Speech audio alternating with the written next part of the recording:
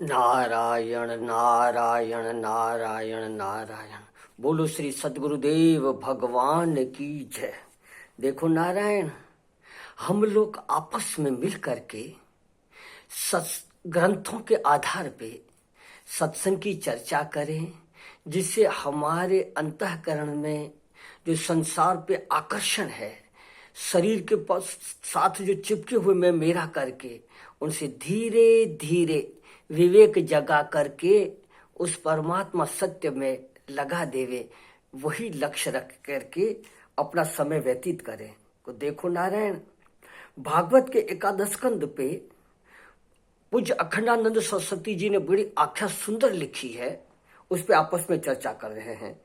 जो भगवान का प्रेमी होता है उसके साथ कैसे भी उल्टा सीधा भी रिश्ता जुड़ जाए तो मनुष्य का कल्याण हो जाता है। हाँ देखो नारायण, कल्याण हो जाता है। किसी तरह एक बार तू आ जा महापुरुषों के शरण में। तो देखो, किसी भी प्रकार का फूल उठाकर देना उसका नाम पूजा नहीं है सज्जनों।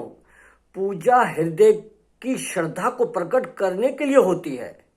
कोई नेकाचार पूजा करने के लिए पूजा नहीं होती कि अपने ऊपर कोई भार आ गया चलो जिन अपना पिंड छुड़ाओ, इसके लिए पूजा नहीं होती। देखो नारायण, कहीं मौन से श्रद्धा प्रकट होती है, कहीं सुख होने से श्रद्धा प्रकट होती है, और कहीं पूजा करने से होती है, और कहीं कहीं तो नारायण डांट देने से भी श्रद्धा प्रकट होती है। हाँ, कि ठहरो, यह काम मत करो, उसमें तुम्हारी भलाई नहीं है। तब तो कहा संतों ने कि दुर्जन की करुणा बुरी, भलो सज्जन को त्रास, सूरज जब गर्मी करे तो बरसन की आश। बड़े बुढ़े अपने हितैषी डांटते हैं, उसमें भी अपना हित होता है नारायण। प्रेम से श्रद्धा होती है, दास से श्रद्धा होती है, सत्य से जैसे श्रद्धा होती है, उसको प्रकट करने के लिए नारायण तरह तरह के ढंग है ढंग। तो हम श्रद्धा के साथ, प्रेम के साथ महापुरुषों के सानिध्य में बैठ करके अपना जीवन सफल करें। देखो नारायण, को महापुरुष संत लोग दयालु को एक जगह रहते हैं, कोई परिजय का वाक्याचार्य कहते मन घूमते फिरते हैं।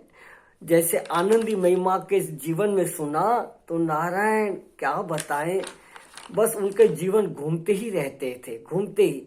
उनके सानिध्य वालों से पूछा गया तो बाबा आप क्या सीखे माँ से? बोले बांधो और छोड़ो, माना 2-4 दिन वहां 2-4 दिन वहां।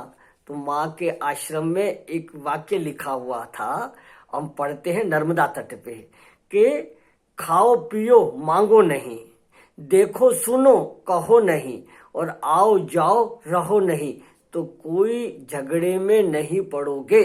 तो देखो नारायण, किसी सेठ की दुकान पर अगर कोई साधु चले जाए तो वो समझता है कि ये कोई मांगने के लिए आया है, कोई चंदा चिट्ठी लिखवाने के लिए आया है, कुछ हमारे के लिए आया है, क्योंकि हम बड़े हैं, धनी हैं।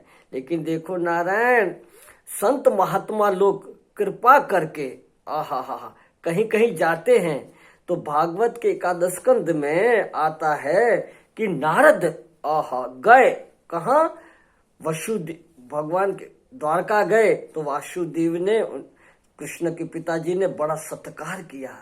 आओ आओ भगवान, मेरा तो भाग्य खुल गया कि आप हमारे यहाँ आए हैं। मैं संसार की, हम संसार में फंसे हुए आपके पास नहीं आ पाते हैं, वहां तो आप कृपा करके हमारे पास आए हैं। तो नारायण, हमको कुछ न कुछ युक्तियों के द्वारा संत लोग आकर के हमारे की कंजूसता जो हम पकड़ के बैठे हुए हैं, मैं मेरे को, उसे आने हम नहीं जा पाते हैं, तो आकर के कुछ ऐसे शब्द सुनाते हैं जिससे हमारा विवेक जगता है। तो को नारायण देखो, वो कहते हैं कि भैया तुम क्यों कंजूसाई में बैठे हो, इन कंजूसाई कृपणता को छोड़ो, क्यों कंजूसाई को पकड़े बैठे हो? कि देखो नारायण, ये तुम्हारा अज्ञान है, अज्ञान। मैं मेरा करके संसार की चीजों को अपने देह तथा अंतःकरण को पकड़े हुए हो, उनको छोड़ते नहीं हो। ये तुम्हारी कृपणता कंजूसताई है।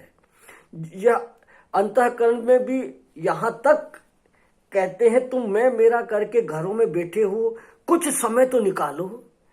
कुछ समय निकाल करके, जैसे कई लोगों को नियम होता है कि हफ्ते में एक बार दुकानें बंद होती है कई जगह, तो चलो कोई तो पिकनिकों में जाते हैं, कोई सज्जन लोग संतों के पास जाते हैं, कोई 15 दिन पूनम और अमावस्या को छुट्टियां रखते हैं।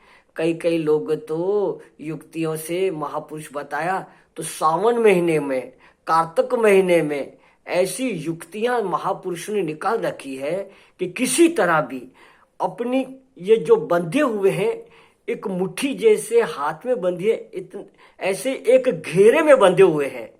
ये मेरा, ये मेरे बच्चे, ये मेरा घर, ये मेरा खजाना, इतने में ही बंधे हुए हैं। अरे नारायण, यहाँ तक ये तो संसारी पर साधु लोग भी, सत्संगी लोग भी बंध जाते हैं। किस में कह रहे हैं, मेरी समाधि लग जावे, हाँ मेरे अंतःकरण में शांति हो जाए। हाँ, अंतःकरण की ये भी कृपणता है। कृपणता ऐसी वृत्ति बनी रहे, सदा सुखी रहूं, सदा आनंद में रहूं, यह भी एक कृपणता कंजूसता अज्ञान है। हाँ, क्यों? उसको छोड़ करके वो संसार को मैं मेरा बांध के बैठा हुआ है, और साधक जब आगे बढ़ता है तो उसको संत लोग रसास्वाद कहते हैं। जब तक इनको न छोड़ा, हाँ, तब तक विराट से के साथ अपनी एकता कैसे होगी। अखंडानंद सरस्वती के साथ युग पुरुष जो परमानंद जी हैं, उनकी चर्चा हो रही थी। वो शब्द हमने सत्संग में सुने, कैसेटों में सुने और ग्रंथों में भी पढ़े। अखंडानंद सरस्वती जी से युग पुरुष बड़ी पुरानी बात है, खूब पुरानी बात है। यहीं को गीता भवन में प्रसाद पाने के लिए बैठे थे, तो अखंडानंद सरस्वती से पूछा कि महाराज, ये ब्रह्माकार वृत्ति यही आखिरी स्टेज है।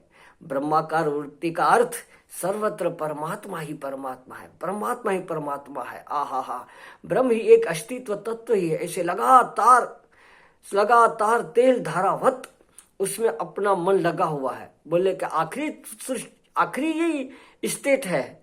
तो अखंडानंद सरस्वती जी ने कहा, नहीं, ये आखिरी स्टेज नहीं है। उन्होंने लौकिक दृष्टांत देकर के समझाया कि घर में सफाई करने के लिए नौकरानी को बुलाया तो झाड़ू पोछा लैट्रिन बाथरूम आदि सब साफ करके बता दिया। को अपने बिस्तरे पे लेटने के लिए, अपनी यहाँ अर्धांगिनी बनाने के लिए थोड़ी बुलाया था। चल सफाई हो गई और जाओ। इसी तरह मन में जो राग द्वेष, मैं मेरा, काम क्रोध लोभ मोह जो फंसे हुए हैं, उनको सफाई करने के लिए ईश्वराकार ब्रह्माकार आनंदाकार वृत्ति है। फिर उसको भी ठोकर मार करके छलांग मार दिया। अंतःकरण से संबंध विच्छेद कर दिया। क्यों? कि सारा ब्रह्मांड आहा, जैसे सूर्य के सामने कुछ भी आ जावे, अच्छे या बुरे, सूर्य प्रकाश रहा है। हा।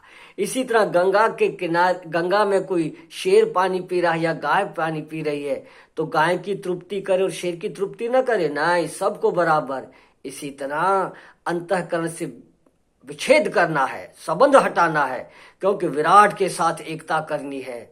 गीता जी के 14 अध्याय में है न, प्रकाशम च प्रवृत्तिम च मोहमेव च पांडव न दृष्टि प्रवृत्तानि न निवृत्तानि कांक्षति। माना रजोगुण तमोगुण और सतोगुण, इनकी वृत्तियां, इनके भाव अंतःकरण मन में आवे के जावे, उससे मुझ शुद्ध चेतन आत्मा साक्षी को कोई भी मतलब नहीं है। मैं तो सो हम उस अस्तित्व से एक हूं।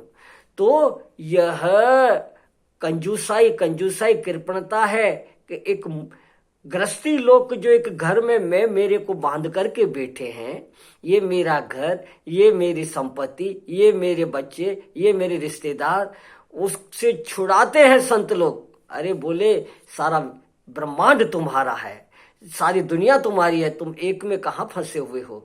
इसी तरह नारायण साधक लोग, सत्संगी लोग जो इस मार्ग पे चलते हैं, उनकी भी वृत्तियां अगर आनंदाकार आहा हा समाधि लग गई, उसको भी पकड़ बैठे हैं। तो महापुरुष गुणातीत के लिए उसको ठोकर मार करके आगे पहुंचाते हैं, विराट में एकता करवाते हैं। तो महापुरुष हम लोगों को युक्ति से अपने जीवन को, अपने स्वभाव को छुड़ा करके उस अस्तित्व आत्मा परमात्मा से एकता करवाने के लिए ये सत्संग के आयोजन और उनका सानिध्य बड़ा लाभ होता है। तो देखो नारायण,